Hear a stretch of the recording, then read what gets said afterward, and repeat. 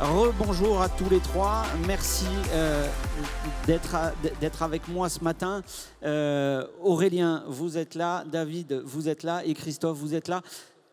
Christophe, on vient de le voir un peu avec la table ronde précédente. L'idée avec vous, c'est de rentrer vraiment dans le concret, d'avoir des cas d'usage. Ma première question est la même pour tous les trois. Quand et comment est arrivée la 5G dans vos usines? Le premier cas d'usage que vous avez déployé. Je ne sais pas qui veut commencer. Aurélien, prenez un micro, sinon on vous entendra mal. Bonjour, je vais commencer. Nous, tout a commencé, je dirais, il y a 2 ans sur une problématique de connectivité. Simplement, on avait du Wi-Fi sur notre site et des problèmes de connectivité pour nos différents équipements, différentes machines, et donc des pertes de productivité. Il faut imaginer un site de 50 hectares. Sur 50 hectares, 7 usines. Sur les 7 usines, un tiers de couverts. Et donc des pertes de connectivité pour faire des inventaires, des choses comme ça. Et donc nous, vraiment, le point de départ, c'était comment on fait pour couvrir notre site de manière efficace et arrêter les problèmes de coupure. On verra si ça marche. ArcelorMittal, quand, comment, la première fois? Alors nous, c'est en 2021 donc, que nous avons initié l'ensemble des choses. Donc nous avons créé le plus grand réseau 5G de France, avec un site qui fait 10 km², donc on est sur un passage à l'échelle, et jusqu'alors qui était un site qui était une zone blanche non couverte par les opérateurs. Donc ça veut dire que tous les projets qui étaient ceux d'ArcelorMittal de devenir un des leaders de la décarbonation et un des leaders du digital étaient complètement mis à mal par l'absence de connectivité. Donc d'où notre volonté de déployer ce réseau et de déployer véritablement des cas d'usage pour la mobilité des hommes et la mobilité des machines au niveau. Vous parlez décarbonation, vous m'y faites penser, on y reviendra. Même question, Christophe. Alors oui, donc pour Alcatel Submarine Network, la décision... Parlez bien dans le micro. La décision a été prise en 2020. Le déploiement a commencé en 2021 et l'inauguration s'est faite vers la fin de 2022. La décision de déployer la 5G au niveau de nos usines a été prise dans un contexte où on déployait de façon très agressive un programme dit Industrie 4.0 de digitalisation des ateliers. Et quand on a une transformation digitale profonde des usines, c'est à la fois un travail d'architecture logicielle, mais aussi et surtout d'infrastructure de réseau. Et si on néglige l'infrastructure de réseau, on pénalise la transformation digitale sur le long terme. Donc la décision a été prise d'aller à l'échelle des usines sur un réseau 5G privé global. Vous y êtes allé tout seul, avec un opérateur. Comment ça s'est passé concrètement pour le déployer? Alors nous, les premières réflexions, on était partis sur un réseau 4G privé. Et puis finalement, en échangeant avec la DGE, avec France 2030, on est parti via un projet financé avec un partenaire clé qui s'appelle Alsatis, qui fait office d'intégrateur. Et puis on était vraiment volontaire dans l'idée d'avoir un écosystème souverain. Donc on a essentiellement des fournisseurs français. Voilà. Alors de notre côté, compte tenu de la spécificité de nos métiers et de la sensibilité, donc il était difficile d'envisager un réseau public pur. Donc nous sommes partis sur un réseau 4G, 5G privé directement que nous opérons aujourd'hui, avec en partenariat avec Ericsson et Orange dans le consortium global soutenu par France Relance. Chez Alcatel, pareil? Alors nous, c'est pareil, on s'est appuyé sur un partenaire qui est FreePro, donc c'est la branche professionnelle de Free, et l'équipementier est Nokia. Et donc c'est avec ces 2 partenaires qu'on a déployé notre réseau 5G privé, un peu comme le disait David. Le but était d'avoir un réseau 5G privé, notamment pour des raisons de sécurité et de souveraineté de l'entreprise. Alors sécurité, on parlait de sécurité des hommes tout à l'heure.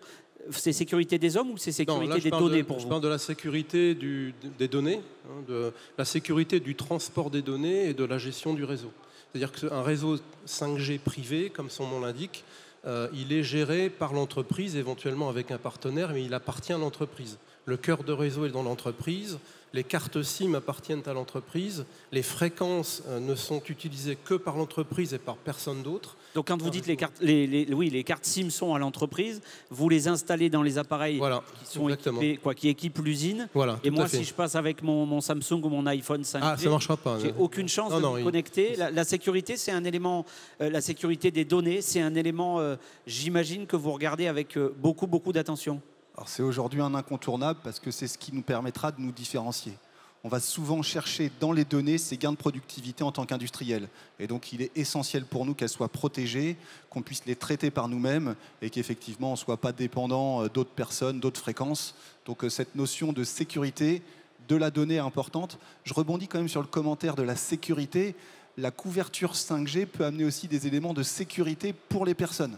Donc c'est vrai que c'est un élément qu'on ne mentionne pas ou peu, mais aujourd'hui nous expérimentons avec une société française la possibilité d'avoir une couverture, je dirais presque à une précision centimétrique, en remplacement des outils pour les personnels isolés. Voilà, donc c'est un cas concret, c'est un personnel qui est en danger, il signale sa présence et vous savez où il est sur le site au centimètre près. On sait exactement où il est sur le site au centimètre près, y compris dans la hauteur, parce qu'on a dans certains endroits 3-4 étages, donc on peut perdre la personne assez rapidement. Donc on a des précisions très bonnes, avec un jumeau numérique, avec finalement cette maquette numérique qui vient nous dire précisément où est la personne dans l'usine. David, vous parliez de décarbonation dans le premier exemple que vous venez de donner. Expliquez-nous comment la 5G vous aide à décarboner. Eh bien, imaginez un industriel comme ArcelorMittal qui va investir plus d'1,8 milliard pour se décarboner, donc par 3 phases en augmentant la quantité d'acier recyclé. Donc, de manière donc on va passer sur le site de Dunkerque d'1 million de tonnes à 2 millions de tonnes d'acier recyclé. Alors pour gérer dans une structure métallique sur des grands parcs dans lesquels est stocké cet acier, il est important d'avoir une connectivité. Donc si on avait dû mettre des bandes Wi-Fi dans un espace extérieur avec différentes conditions, donc c'eût été quasiment impossible. Donc aujourd'hui, le fait d'utiliser notre réseau 5G fait qu'on assure la traçabilité de l'acier recyclé qui vient par camion, par rail, on est capable de pouvoir automatiquement avoir une traçabilité depuis son entrée, la densité du produit, l'ensemble des données, jusqu'à éventuellement avoir une traçabilité sur le fournisseur de cette donnée, de savoir l'endroit où elle est stockée, jusqu'aux données process pour savoir quand est-ce que nous allons enfourner cet acier recyclé dans nos ensembles. Donc tout est relié complètement depuis les grues, depuis les engins, depuis les opérateurs qui interviennent avec des tablettes connectées. Donc tout est relié grâce à ce réseau, ce qui aurait été impossible dans un temps normal avec simplement des technologies traditionnelles comme le Wi-Fi. Il y a un gain de temps, de la simplicité, c'est ce que je retiens aussi de votre intervention là. Et exactement, il y a un gain de temps, il y a surtout un gain d'efficacité. Ça nous permet de remonter des quantités de données très impressionnantes, de faire des recollements très rapides, et c'eût été complètement impossible par des voies traditionnelles d'infrastructure. Donc aujourd'hui, c'est pour ça que c'est l'information qui vient à l'opérateur qui est capable. Et c'est vraiment là où on est capable de transformer l'entreprise en profondeur et de véritablement faire une rupture à la fois dans la transformation digitale et la transformation de la décarbonation. Je rebondis sur le mot rupture. C'est une rupture pour l'industriel que vous êtes, pour vos collaborateurs au quotidien. Alors je vous pose à tous la question, c'est une rupture, il faut tout changer, il faut des semaines de formation, c'est compliqué. Comment ça se passe là? Bon, alors, pour la 5G elle-même c'est une infrastructure, donc ça ne touche pas d'emblée l'ensemble des équipes. Ce qui va toucher les équipes, c'est les process, les transformations de process, les transformations d'outils qu'on va venir plugger sur l'infrastructure. Donc ça, globalement, effectivement, ça induit une forte implication des équipes et beaucoup de formation, beaucoup d'explications. Et ça, c'est quelque chose qui est un processus assez long, puisqu'en fait, avec un réseau 5G, vous allez à un moment donné finir par toucher tous les process, toutes les activités, que ce soit de sécurité, les process industriels ou d'autres process logistiques. Donc ça va induire de profondes transformations dans l'entreprise à l'occasion d'un déploiement de réseaux 5G privés. Ouais. Mais qui sont absorbables, c'est pas une révolution non plus. Ça se planifie, c'est un change management normal qui accompagne le déploiement d'une infrastructure 5G et de la transformation qui vient avec. C'est tout à fait classique. En effet, pour accompagner la mobilité des hommes et la mobilité des machines, ce que nous faisons effectivement au sein d'ArcelorMittal, il est important véritablement, donc mes équipes ont été formées à l'utilisation du réseau, donc aujourd'hui nous opérons le réseau comme nous opérons le reste des réseaux, qu'ils soient Wi-Fi, toutes les infrastructures, qu'elles soient Tetra ou autres, de manière à converger vers cette infrastructure unique qui est notre backbone 5G, que nous déployons d'ailleurs sur les autres sites. Mais indirectement, ce qui est important, c'est de former l'ensemble des salariés. Nous sommes plusieurs milliers, donc près de 7000. Donc il faut former à l'utilisation. Ce qu'on voit, c'est un engouement, une envie d'utiliser ces réseaux. Donc il faut savoir aussi être dans le delivery, être capable de pouvoir véritablement donner envie, mais encadrer également donc l'utilisation. Mais également, ce qui est important, c'est de former notre écosystème. Ce qui est clé, puisque nous avons un acteur comme le nôtre, énormément de PME, TPE qui sont au quotidien présentes à nos côtés. Et il est important de les aider. Donc c'est pour ça que nous allons développer un campus 5G, à destination de créer un écosystème autour de nous, pour véritablement au niveau régional, mais également de point de vue global, pour pouvoir avoir un écosystème complet depuis la start-up, en passant par l'académique, en passant par d'autres partenaires industriels, de PME, TPE ou de grands groupes, pour véritablement utiliser, partager sur les cas d'usage et donner véritablement un levier supplémentaire dans l'accélération du déploiement de la 5G. L'accompagnement, oui, l'accompagnement des PME et des startups qui travaillent avec vous, c'était une des thématiques que je voulais qu'on aborde, mais du coup, vous l'avez précédé, mais on y reviendra.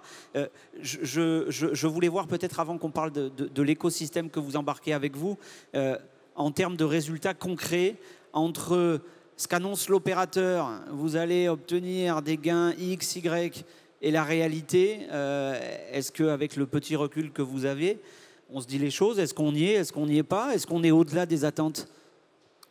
Là-dessus, on peut être confiant. Finalement, l'offre de valeur est en phase avec les résultats qu'on mesure. On a vraiment mesuré des gains de productivité, de la disponibilité machine. Donc il y a vraiment un gain associé à ça. On n'en est qu'au début. On a eu quelques surprises à certains moments sur de la disponibilité des terminaux, sur des choses comme ça. C'est un peu derrière. Les fournisseurs ont bien embarqué.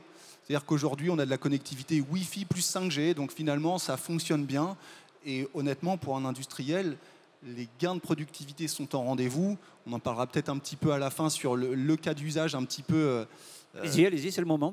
Aujourd'hui, pour moi, il y a un cas d'usage que je sponsorise particulièrement et en tout cas sur lequel je suis extrêmement motivé, c'est l'usage des AMR, donc des outils de mobilité autonomes qui vont nous permettre d'avoir vraiment des gains de productivité, d'aller augmenter nos cadences sur les lignes, d'aller réduire les troubles musculo-squelettiques, d'aller réduire la charge sur les personnes.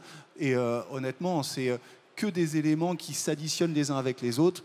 Moins de déchets, enfin voilà. Donc, et la 5G nous permet de connecter ces éléments, de les faire fonctionner en flotte, d'avoir une criticité dans l'information qui est remontée, d'éviter de tomber en panne. Enfin voilà. Donc aujourd'hui, les gains sont réels, concrets, tangibles. Christophe, chez Alcatel, il y a la question de la maintenance aussi, que vous avez regardé quand vous avez parlé de 5G. Tout à fait. Ça a été un des tout premiers cas d'usage, de permettre aux techniciens de maintenance de pouvoir être en relation directe à distance et de pouvoir bénéficier d'une connectivité solide avec la mobilité qui va avec. Ce sont des grands espaces, des grandes lignes, et il faut qu'ils puissent tenir une connectivité, une bonne qualité de transmission sans avoir d'interruption sur un grand nombre de plateaux ou de bâtiments. Et la 5G permet ça, en fait. Maintenant, en fait, ils ont une liberté de mouvement totale. Donc ça a été le tout premier cas d'usage, on va dire immédiat, mais une fois que la couverture 5G est déployée, après vous déployez n'importe quel type de dispositif très rapidement, vous n'avez plus besoin de tirer de fibres, vous n'avez plus besoin de tirer de câbles, et nous, ça nous a permis de déployer des capteurs très rapidement qui nous ont permis d'arrêter des problèmes de cuve ou de disponibilité d'assets critiques. Ça nous a permis de déployer très rapidement, sans tirer de fibres, des systèmes de contrôle d'énergie dans nos bâtiments également. Donc même pas en 6 mois, on a réussi à déployer et gagner plusieurs millions d'euros en consommation de gaz. Donc ça permet d'être beaucoup plus mobile, beaucoup plus agile pour déployer tous ces dispositifs. Et donc en même temps qu'étant un facteur de simplification de l'architecture IT. C'est-à-dire que c'est une dorsale complète et tout vient se caler sur cette dorsale 5G. Vos services IT, si vous leur dites, ou quand vous leur avez dit on va mettre de la 5G, vous leur avez donné le sourire pour les 10 ans qui viennent? Alors de mon côté, au début, ils m'ont dit, bon, est-ce que le chef il a bien compris ce qu'on allait faire, dans quelle aventure il allait nous emmener? Aujourd'hui, il n'y a aucun regret, au contraire, à tel point qu'on est en train de déployer sur d'autres sites. Donc, au sein du groupe, on est en train de déployer sur notre site de Florange. Donc on passe de 10 km² à 16 km², donc chez nous, tout est gigantesque. Et donc automatiquement, il y a une grande envie parce que ce qu'on voit, c'est qu'on change la vie sur le terrain, on change la vie des opérateurs, on change la vie de salariés, on répond à des vrais irritants et on répond à un décalage que nous avons dans notre vie quotidienne en tant que citoyens, où nous avons accès à la connectivité dans beaucoup d'endroits. Et dans les usines, ce n'était pas forcément le cas, en tout cas pas au niveau attendu. Donc ça libère aujourd'hui la possibilité d'obtenir véritablement sur toutes les populations. Dans notre cas, imaginez un train chaud, c'est 700 mètres de long. Imaginez quand vous n'avez pas de connectivité, ce que ça implique pour un personnel de maintenance, on l'a cité. Imaginez, aujourd'hui, vous êtes opérateur, vous pouvez avoir sur une tablette, vous faites une opération de sécurité, vous pouvez consigner avec votre tablette, vous pouvez accéder au congé des personnes en direct. Enfin, ça change une vie, ça change les méthodes de management, ça change véritablement les conditions opérationnelles et ça crée véritablement davantage d'action et ça nous permet d'être aussi compétitifs par rapport en particulier aux compétiteurs asiatiques dans notre cas. Est-ce qu'aujourd'hui, les outils finalement pour utiliser cette 5G, David, vous disiez que c'est une révolution, est-ce que les outils existent ou est-ce que vous êtes en train de les construire, les solutions pour finalement obtenir tout ce que cette 5G permet ou est-ce qu'on est qu'au début, là, est-ce qu'on utilise 2-3% de ce qu'on peut faire? Alors, de notre point de vue, la 5G n'est que le début du projet. C'est vraiment ce projet de transformation qui a été mentionné par David et Christophe, c'est que le début. Et donc il y a certains endroits où on est sur des technologies assez matures et ça va très très vite. Et puis à d'autres endroits, on essuie un petit peu les plâtres et puis c'est normal, ça fait partie de la vie d'un projet et puis des gens qui adoptent rapidement les technologies. Donc je suis assez confiant, on couvre le spectre total en termes de maturité technologique, je dirais. Chez Alcatel, vous regardez un peu plus du coup alors, comment vous pouvez utiliser ce réseau? Voilà, je dirais que maintenant, nous, on est un peu dans une deuxième phase de l'utilisation de la 5G. On a essuyé les plâtres pendant les 2 premières années. Maintenant, il y a une augmentation d'un facteur 10 des équipements, des terminaux, des capteurs disponibles en 5G. Donc là, on est maintenant dans une phase de maturité de la 5G et d'exploration de nouveaux cas d'usage avec la prolifération d'équipements qui commencent à apparaître. Donc là, je dirais qu'on a passé ce cap, on va dire, du démarrage en douceur de la 5G. Donc je dirais que maintenant, en fait, toute l'astuce consiste à trouver les systèmes intelligents qui existent partout pour pouvoir les appliquer dans le cas d'une usine. Et en fait, c'est pour ça qu'on travaille avec des partenaires qui nous aident à bien sélectionner ces devices, ces capteurs, ces routeurs, ces terminaux, ces tablettes, etc. David, Aurélien et Christophe disaient qu'ils avaient essuyé les plâtres. Vous aussi un peu. Les freins que vous avez rencontrés et puis peut-être comment vous les avez levés, si c'est possible d'y répondre. Alors, c'est sûr que on ne s'improvise pas opérateur du jour au lendemain et c'est vrai que l'avantage, c'est d'être une structure qui est partie, c'est qu'on crée un effet d'entraînement dans l'écosystème global. C'est pour ça que je pense qu'aujourd'hui, la seule limite, c'est vraiment celle que l'on voudra y mettre. Et donc, parce qu'effectivement, les réseaux sont capables de pouvoir mettre des milliers de capteurs sur ces réseaux, donc que ce soit sur les domaines de la sûreté ou la sécurité, qui est importante pour à la fois nos opérateurs et sur l'ensemble des choses. Donc aujourd'hui, c'est des choses qui sont accessibles. On peut aller très très loin dans les véhicules autonomes pour effectivement pousser véritablement un certain nombre de choses. Donc nous utilisons des ponts autonomes qui sont reliés à la 5G, de manière à pouvoir avoir justement les propriétés de latence qui sont importantes pour des questions de sécurité. Et c'est là que tout l'enjeu et montre la performance de la 5G par rapport aux autres technologies. Après, je serais plus pondéré, sachant qu'une partie de ces nouvelles technos ne sont pas forcément toujours européennes. Il est important pour moi d'avoir quand même des réponses aussi. Donc c'est pour ça qu'on souhaite drainer autour de nous des communautés. Donc il existe des campus 5G. On souhaite aussi que des industriels comme nous qui sommes équipés, qui portons plusieurs dizaines de kilomètres carrés, fédérons académiques, fédérons justement cet univers d'écosystème des startups. Expliquez-nous, on y vient. Vous êtes un grand groupe et là il n'y a que des grands groupes autour de la table. Comment vous êtes prescripteur auprès des PME? J'imagine que vous avez peut-être des sous-traitants qui interviennent dans vos usines. Déjà, est-ce que le passage à cette 5G, pour eux, ça a été facile? Et puis après, est-ce que vous essayez de leur montrer tous les bénéfices et est-ce que ça marche? C'est important parce qu'on ne peut pas, nous, faire une transformation sans impliquer notre écosystème. Donc c'est fondamental. On a sur un site comme Dunkerque, vous avez près de 10 000 personnes qui rentrent par jour, de sociétés de petite taille, qu'elles soient de 10 personnes à 5 personnes, à 50 personnes ou des grands groupes.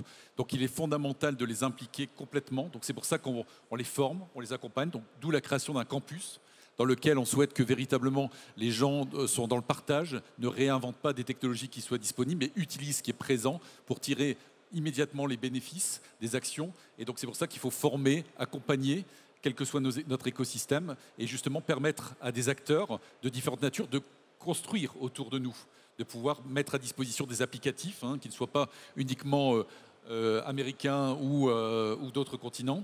Et donc il est vraiment important d'offrir des réponses aussi, de solutions qui pourront assurer aussi la sécurité, la sûreté et la souveraineté industrielle européenne et française. Chez Alcatel, ça se passe bien avec vos sous-traitants, les PME, PMI qui interviennent sur site ? On n'a pas la même exposition en termes de sous-traitants dans nos usines, même si on a un peu. Le sujet est plutôt de demander à nos partenaires technologiques d'adhérer à notre projet 5G, c'est-à-dire de penser les solutions en s'appuyant sur la 5G et pas sur les solutions standards. Donc on tire un peu notre écosystème, qui est essentiellement français, de partenaires, vers cette solution 5G connectée. Donc je dirais que nous, c'est plutôt à travers cet angle-là. Et donc on a un peu un devoir de faire travailler nos partenaires français dans cette direction, vers la 5G industrielle et vers des solutions qui utilisent cette technologie 5G. Sur les terminaux, on ne peut pas non plus dire que tout est européen, ça c'est clair. Aujourd'hui, c'est quand même beaucoup les Asiatiques qui dominent. Et il faut qu'on arrive à favoriser l'émergence de terminaux ou de dispositifs français ou européens au bas mot. Aurélien, cette notion d'écosystème autour de la 5G, c'est quelque chose qui vous parle et auquel vous êtes attentif ? Ça me paraît fondamental pour favoriser l'adoption de cette technologie de manière plus large et aussi en permettre d'en réduire les coûts. Il ne faut pas oublier que plus elle sera adoptée, plus il y aura de terminaux disponibles et plus tout ça, ce sera profitable à l'écosystème. C'est pour ça que travailler avec Christophe et puis David, c'est déjà plutôt un plaisir. On n'est pas du tout en compétition et c'est plutôt très écosystémique. Tout ce qui est d'embarquer les sous-traitants, c'est une évidence. Notre réseau 5G va nous donner de la productivité. On aura de la productivité via nos sous-traitants qui bénéficieront de ce réseau. Donc c'est juste une évidence. Il n'y a même pas de débat sur ce sujet-là. Et après, la partie formation, je ne sais pas si on en parlera. Allez-y. C'est un sujet de nouveau de transformation. Et donc nous, on travaille avec un centre de formation qui est quasiment collé à notre usine, dans lequel on vient de déployer, alors pas nous, ce centre de formation vient de déployer un réseau 5G privé. Alors, il opère sur d'autres fréquences parce qu'on évite de se pirater les uns les autres. Mais voilà, donc pour permettre aux gens d'adopter cette technologie, la formation sera cruciale. Et donc aujourd'hui, on a ça qui se met en place juste à côté de chez nous, à 100 mètres. Voilà. La question, vous l'avez un peu évoquée, la question du coût. Aujourd'hui, est-ce que ça a été, j'imagine que vous vous êtes tous posé la question, on peut imaginer tout ce que ça va permettre, mais quand il faut mettre en place, on regarde combien ça coûte. Ça a été un frein, ça l'est pas. Comment vous avez abordé ça? Et puis clairement, est-ce que c'est cher ou pas de déployer un réseau sur son usine? Vous avez une grande usine, David. Alors, imaginez des installations qui font jusqu'à 100 mètres de haut, 10 km², des structures métalliques partout. Et imaginez-vous mettre votre box Wi-Fi à différents endroits. Et imaginez ce que j'aurais dû faire pour couvrir un site de cette taille, puisqu'on parle de outdoor et indoor, donc intérieur-extérieur, avec les réseaux dont je vous parle. Donc autant vous dire qu'avec mes 9 antennes, dont une qui est avec un mât de près de 15 mètres de haut. Donc vous avez 9 antennes 5G pour couvrir 10 hectares. 10 hectares. Vous aviez combien d'antennes Wi-Fi? Déjà pour faire des bureaux, des fois jusqu'à une quinzaine, 20 ou autres. Et des cages de Faraday, donc des problèmes de connectivité. Donc autant vous dire que il est clair qu'aujourd'hui on ne parle pas de la même chose. Si j'avais dû avoir la même qualité de réseau, il y a un investissement qui aurait été multiplié par 8 ou par 10 très concrètement. Donc aujourd'hui, donc ce n'est pas... c'est sûr qu'on peut se poser la question du retour sur investissement. Tout le monde se pose, bien sûr, on se le pose indirectement. Par contre, qu'est-ce qu'on gagne et comment on change? Le fait d'avoir un réseau fait que par rapport à chaque projet, vous êtes obligé de vous poser la question quelle connectivité j'ai? Là, maintenant, vous ne posez pas la question de la connectivité puisque vous l'avez par design.